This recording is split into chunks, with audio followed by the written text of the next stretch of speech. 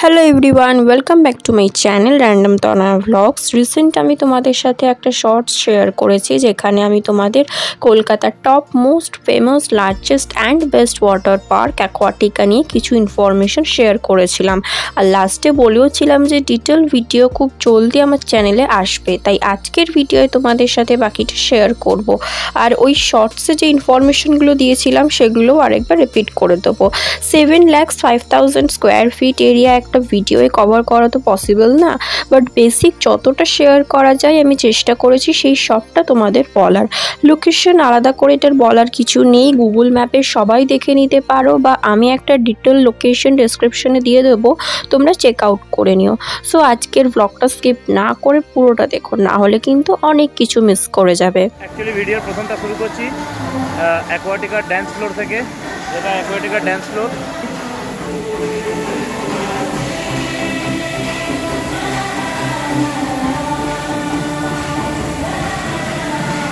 এই মুহূর্তে এটা খালি আছে, এখন বিকেল হয়ে গেছে অলরেডি, তাই এখন এই মুহূর্তে খালি, নাহলে এখানে সারাদিন খুব ভিড় ছিল। দেখাচ্ছি একটু একটু করে অ্যাকোয়াটিকার ভিতরে সব জায়গাগুলো।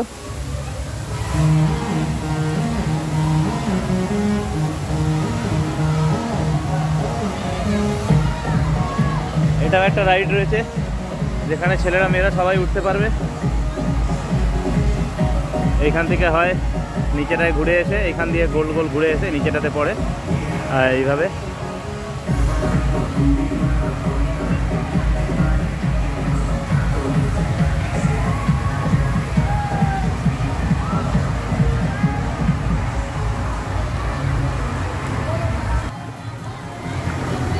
আর এই যে আমার হিরো, এই যে আমার হিরোইন, আমাদের ম্যাডাম সারাদিন প্রচুর চান করেছে, এখন ক্লান্ত হয়ে একটু আগে উঠে পড়েছে।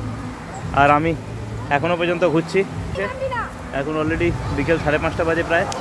এবার আমি উঠে পড়েছি, এবার বাড়ি যাওয়ার দিক। এই রাইডগুলো আছে, এইগুলো উপর দিয়ে হয়, একটা গুফা, একটা প্লেন, একটা এমনি একটু একটু নিচে থেকে, আর একটা একদম উপর থেকে এই এগুলো নিয়ে, টিউবগুলো নিয়ে। এই যে নদীগুলো, এই নদী সরি, এটা ভিতরে ভিতরে ভিতরে ভিতরে এরকম গোল করে বানিয়ে রেখেছে এই গরমের সময় হাঁটার জন্য।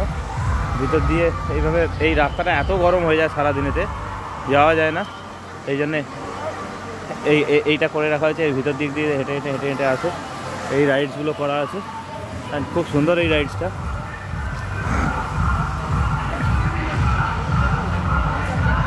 শর্ট টাইমের মধ্যে যতটা সম্ভব চেষ্টা করছি কভার করতে পারি। কেউ ওই দিক থেকে এই দিকটায় আসতে চাইলে তার জন্য এই যে ছোট্ট করে একটা ওভারব্রিজ বানানো আছে।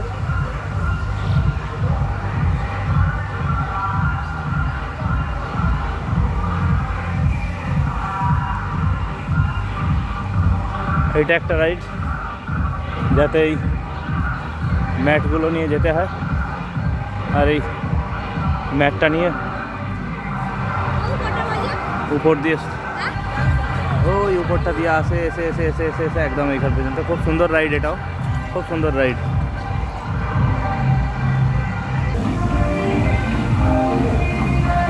এটা হোটেল,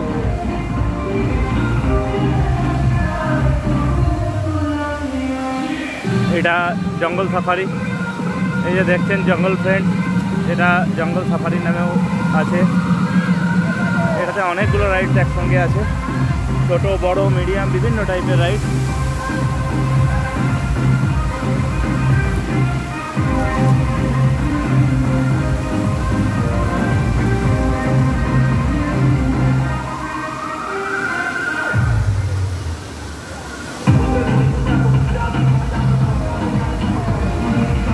অনেকগুলো রাইডস একসঙ্গে আছে,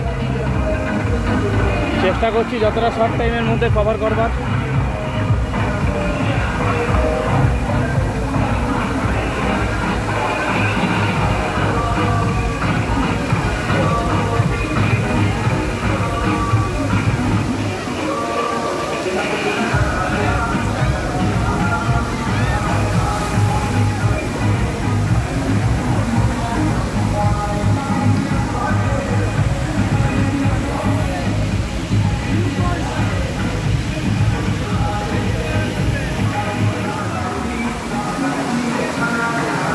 ছোটো বাচ্চাদের অ্যাকচুয়ালি, বাকি ওইগুলো সব বড়রাও ইউজ করে। এই যে রাইডসগুলো আছে বিভিন্ন রকমের।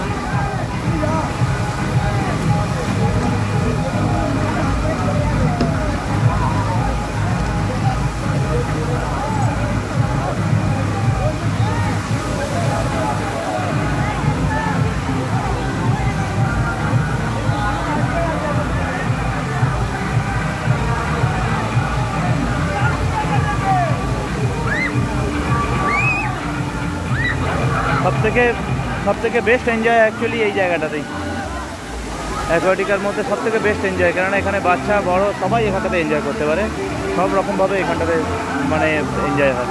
বিভিন্ন রকমের এখানে রাইডস মিক্স করে আছে, আর এখানে বাচ্চা বয়স্ক সবাই এখানটাতে এনজয় করে।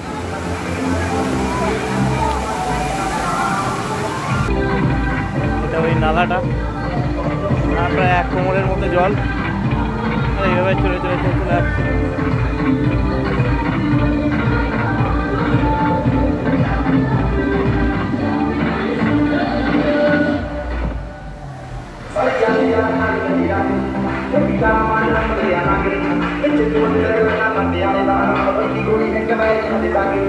ভিতরেতে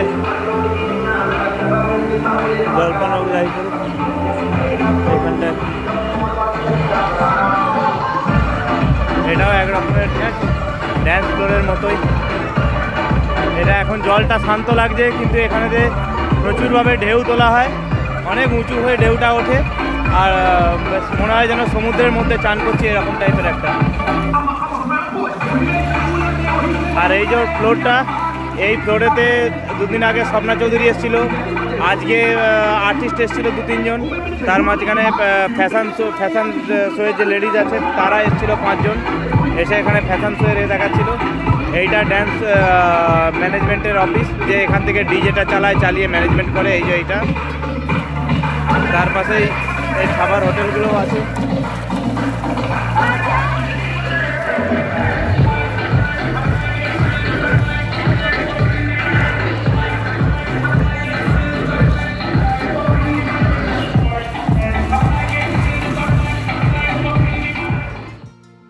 আচ্ছা, এতক্ষণ পর্যন্ত তোমরা যে দেখছো ব্লগটা, তোমরা নিশ্চয়ই খুঁজছো যে আমি কোথায়।